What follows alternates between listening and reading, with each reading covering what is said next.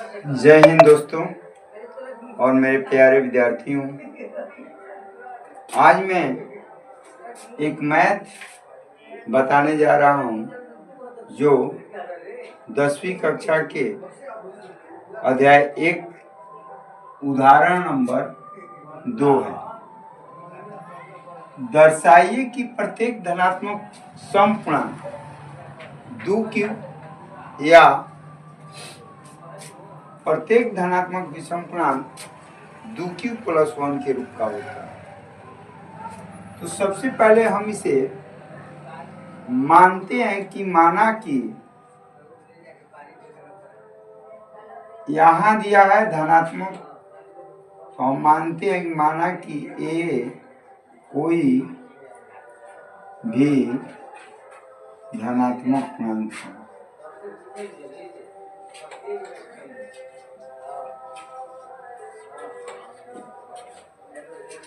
यहाँ 2q दिया है तो हम इसको b मान लेते हैं,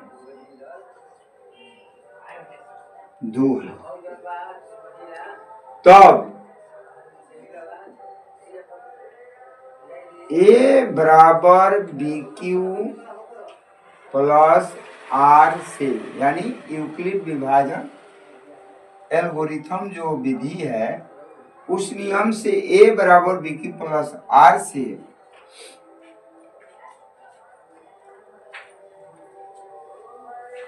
r का जो मान होगा वो 2 से कम रहेगा, तो 0, 1 हो सकता है।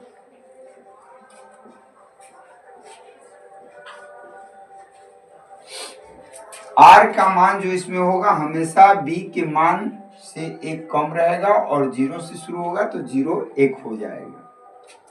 अब a संख्याओं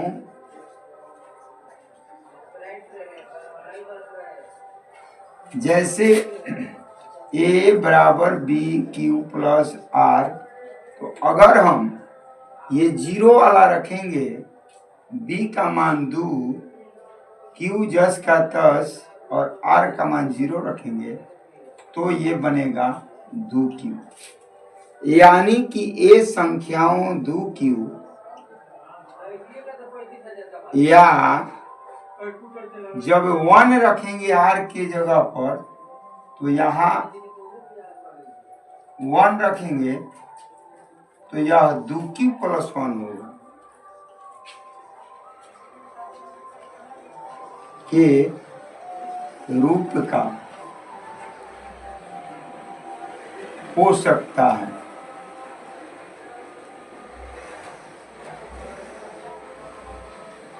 जहां 2q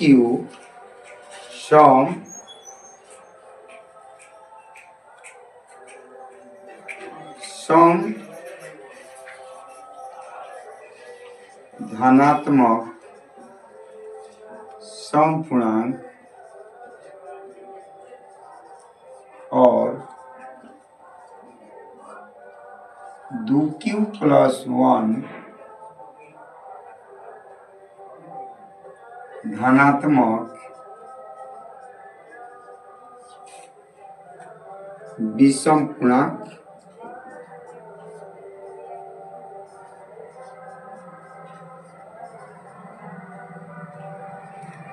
हो सकता है।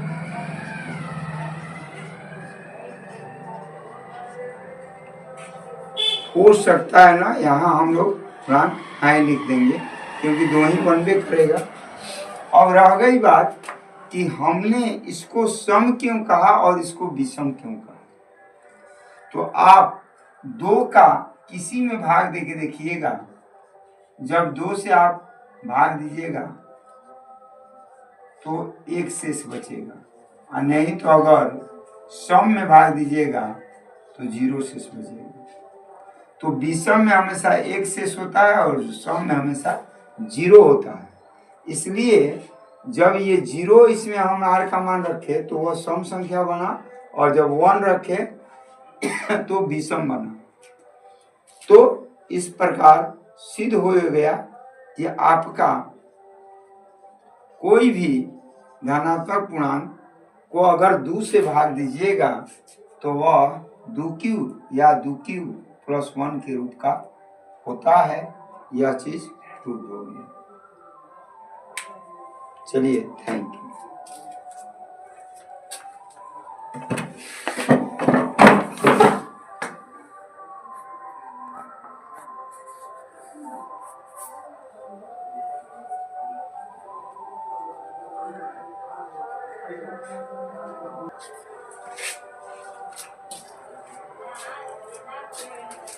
पुनः उसी तरह का जो मैथ उदाहरण 3 में है उसको भी बनाकर आप सभी को दिखा रहा हूं। कह रहा है कि दर्शाइए कि प्रत्येक धनात्मक विषम पूर्णांक 4q प्लस 1 या 4q प्लस 3 के रूप का होता है। तो यहाँ पर हमको विषम कह दिया, इसलिए माना कि ए कोई धनात्मक विषम पूर्णांक है।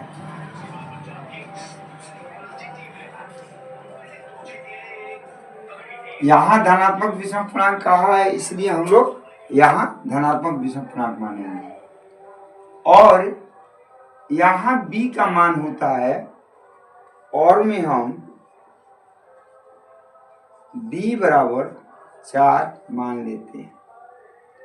तब यूक्लिड विभाजन प्रमेयिका का जो नियम है a बराबर bq प्लस r से, r का मान यहाँ 4 है तो यह 0 से शुरू होगा और 1 2 3 यानी 4 कट जाएगा, इसलिए 4 शेष नहीं आएगा। तो 0 हो सकता है, 1 2 या 3 हो सकता है।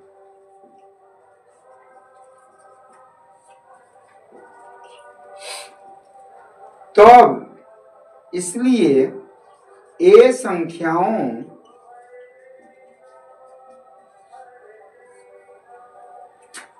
अगर हम 0 यहां रखेंगे यहाँ तो, और यहां रखेंगे 4, तो 4q प्लस 0 का मतलब 4q हुआ। और यदि हम 1 रखेंगे यहाँ और यहाँ 4, तो दूसरा बनेगा 4q प्लस 1।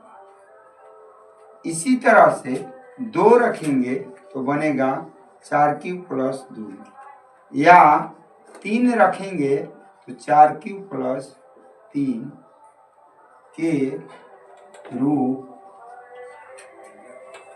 का हो सकता है।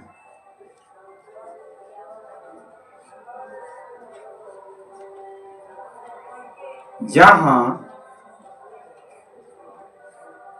4q यानी जिसमें शेषफल 0 होता है वह संख्या सम होता है,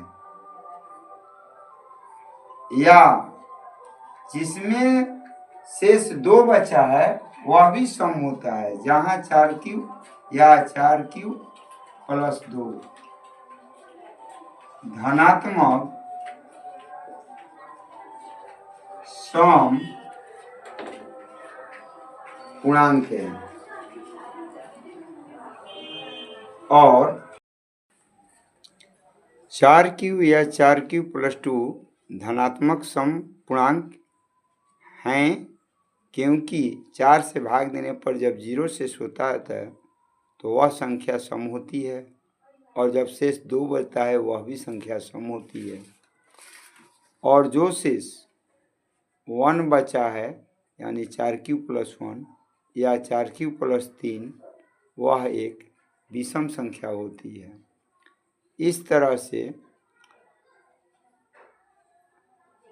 4q या 4q प्लस 2 धनात्मक सम पूर्णांक और 4q प्लस 1 या 4q प्लस 3 धनात्मक विषम पूर्णांक है।